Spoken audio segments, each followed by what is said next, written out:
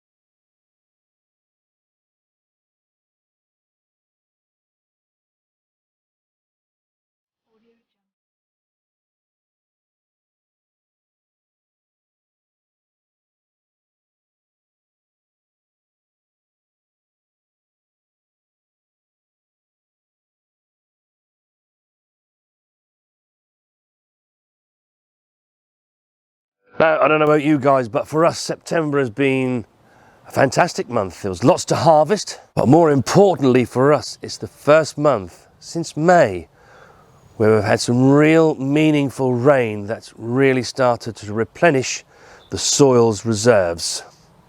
But of course, the thing is, we've gone so long without any meaningful rain that that rain that has fallen is actually doing the garden justice now.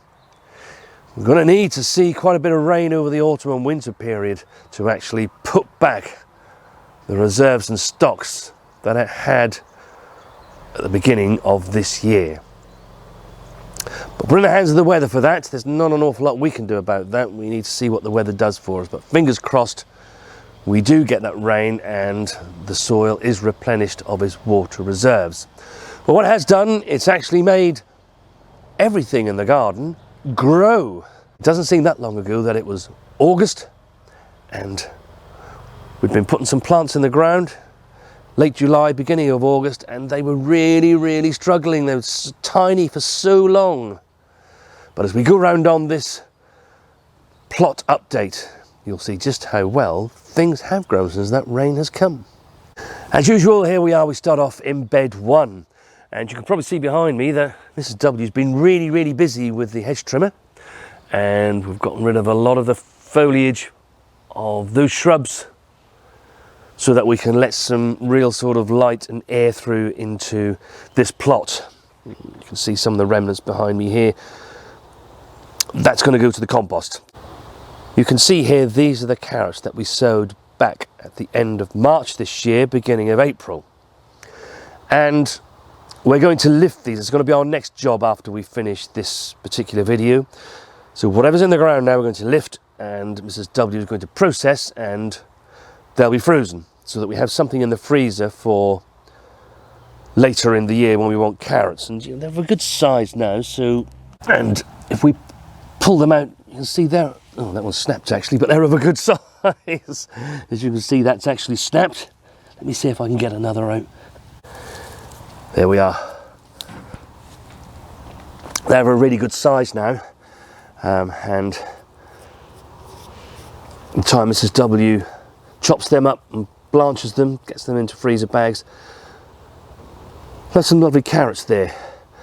And then next door to these, which has still got them mesh cover over them, you'll remember that we sowed some Eskimo back in June. Then of course we had that really hot heat wave that came along in the form of high 30s, 40 degrees heat, and they really struggled to germinate. So germination was really quite patchy. But those that did germinate, they're just about ready for us to start harvesting now. And those that we sowed a few weeks later, once we realised we had that problem, well, they're coming on really nicely, and they'll probably be ready to start harvesting as we get toward mid to late October. So that's why we feel we can harvest these now and get these into the freezer, because we've actually got carrots now, fresh carrots, that we can actually begin to harvest and enjoy. Now the squashes have produced really well, and you can see that we've been harvesting them, but they're coming to their end now. You know, we've had some quite cold nights. They're not liking that. They're not going to produce any more, so it's time to have them out of the ground. But what we will do, we have got a picture of the harvest that we actually took from these today, and we shall post it up on our social media so that you can see it. We actually got some really nice honey boot, hunter squash, and the other week we got some what we thought were curry, but we don't exactly know what they are yet. And to answer your question you asked me, Ken, from the last video, we hope to cut into one of those this weekend and actually see what they are like inside, whether they taste like a curry. We shall see. Bed 2, this is a brassica bed. We have some Romanesco, we have some Ormskirk cabbage, we have some autumn giant cauliflower and triumphant cauliflower, and then under that cloche are our sprouts. The buttons are forming, and I'm pretty confident that by mid to late November we'll have some lovely sprouts to be able to harvest. Now in bed 3, which is just to the left of me, they are still all covered up. They are some brassicas for next year, for a harvest next year. We have had some insect damage with those, and we're trying to get on top of them. They've not been decimated. Still pretty confident that we'll bring those through to our harvest next year. But as you can probably see, there are 1 or 2 holes in the leaves, and we are desperately trying to go around and take off any of the caterpillars that we find on them.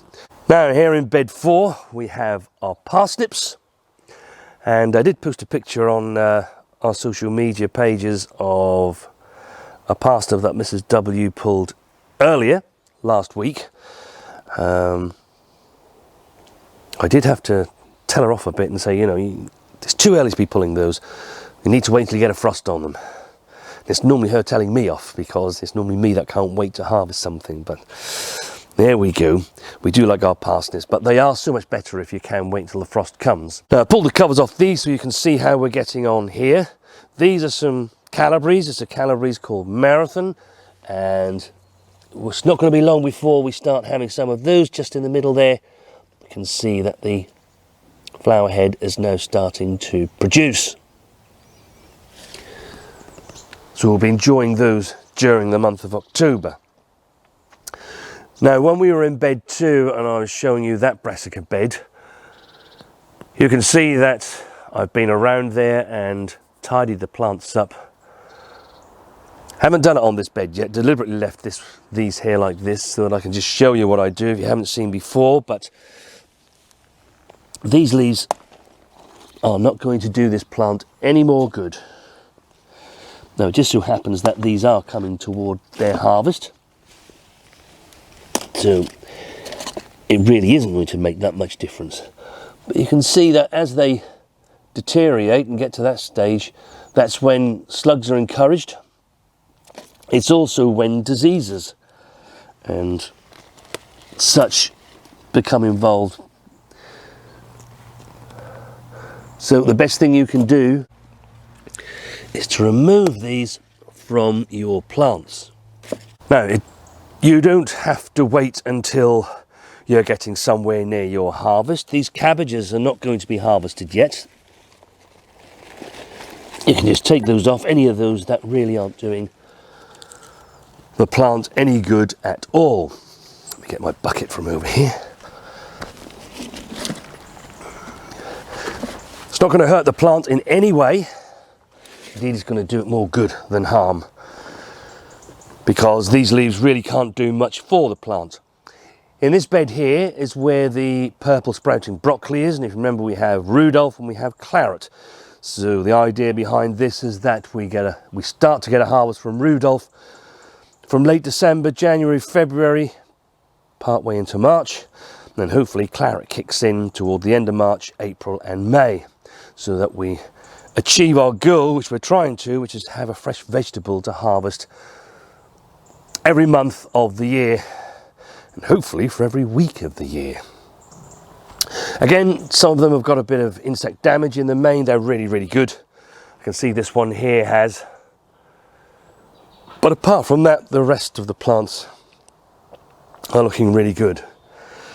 So again, although these are not due a harvest until going into next year, don't be afraid to tidy these up and take off these leaves that are starting to decay and go over, because there's plenty of nice new leaf on here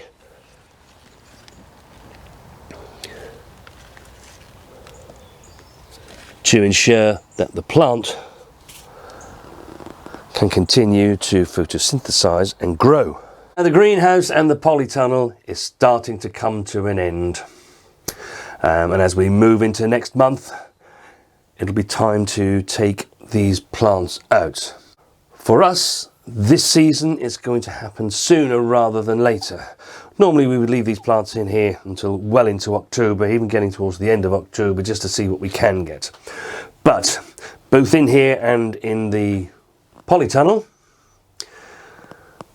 we're going to be attempting to grow some vegetables and overwinter them and hopefully get a harvest as we go into next year, and just see what the difference is when they're grown undercover as to being grown outside in the plots. Now you can probably see that we've got lots of chilies that are ripening. Absolutely amazing. And do keep an eye out for a video that will be coming out quite soon, sometime in October, from Mrs. W, when she will be making her famous chili jam. Our family and friends, anybody that knows us, they absolutely adore Mrs. W's chili jam. So if you want to see what it's all about, keep an eye out for that video. And the best way of doing that, if you're not a follower of our channel, is to ensure that you do subscribe to the channel and turn on your notifications, because then in that way, whenever we upload a video, you'll know exactly when that happens.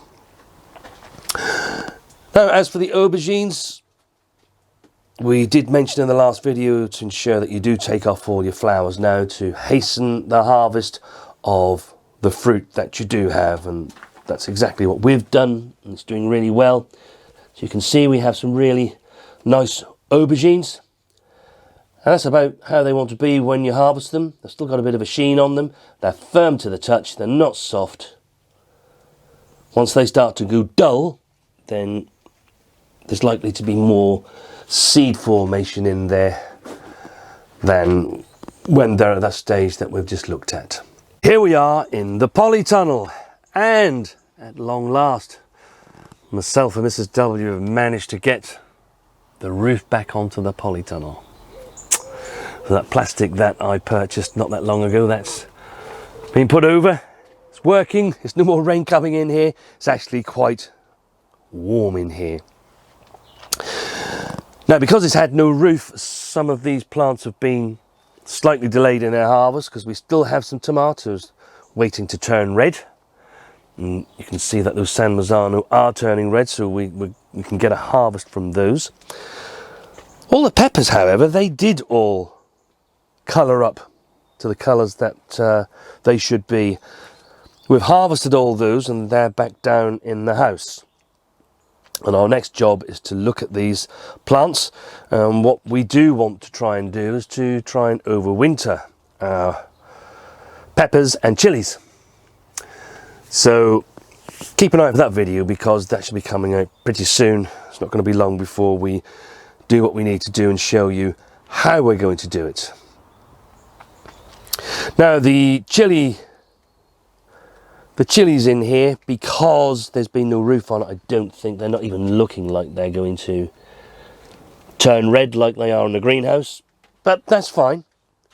That's fine. We should have gotten in here or out here earlier and actually got the roof on. But for varying reasons, we didn't. So here we are in bed 5, right at the top of the garden. Now, this bed always suffers from the fact that just to the right of me is woodland. and clearly everything is starting to drop its leaves. So we have to try and keep on top of this in order that, you know, the bed doesn't become a complete mess and diseases and pests can get in to eat our vegetables. And that is a job that we've got to do. However, everything is looking really good here. The leeks are doing really well. They're starting to get of a good size. So that harvest will begin next month in October. And also the celeriac, looking really, really good. Really pleased with that. And hopefully yours is looking much the same. And again, that will begin its harvest as we move into October. Now, this is where we put the potatoes that we put into these buckets. If you remember, right at the beginning of the month, and if you haven't seen that video, do go back and have a look at that. And you can see they've all come through really, really well. And I've got some nice comments from that video, so thank you very much for that. And some of the questions that you've asked, like, you know, will he come through? What's the harvest like? And notice you put 4 in when it comes to the Maris pear, but only 2 when it comes to the Desiree. Now, I did explain on video why we were doing that, so I don't need to explain it now, but you know, we'll show you the exact harvest that we do get from these as and when it is ready. But you can see they're well on their way now, and yeah, hopefully we get a nice harvest of new potatoes as we get into the month of December. So we're just about getting towards the end of the time when you want to be harvesting your blackberries. Now around here in Norfolk, we do look to try and harvest the blackberries by the end of September. Generally the rains come along much more often during October, and they don't really ever harvest anymore and get any better. And so we find that the harvest that you get right up to the end of September are the best ones that you'll get. So you can see that, you know, we still have 1 or 2 on here to go. Indeed, there are some ready now, so that's a job that we'll do later on today, is to get those off, and then we'll let ripen whatever we can until we get to the end of September, and then it'll be time to sort the plants out, ready for winter, and to take them through into next season, of which we have had 1 or 2 questions on, so there will be a video coming out about that, about how to prepare these plants for autumn, winter, and going through into next spring. And of course that involves the pruning of those plants. That's where we are with our plot as we approach the end of September. But please do let us know in the comments down below how you are getting on and what your September was like. Did you see lots of rain like we did? How your harvests are going, what you have got coming on to harvest, either toward the very end of this month or as we go into October. And if you're going to be overwintering vegetables, again, let us know what stage yours are at, whether they're outside in the plots or whether they're in undercover in the greenhouse or a polytunnel, or if you're going to be doing that, because you know this is our first season of doing it. We've never actually overwintered anything in any of our undercover structures, so any advice that you have out there we would be most grateful to receive. We shall see you next time.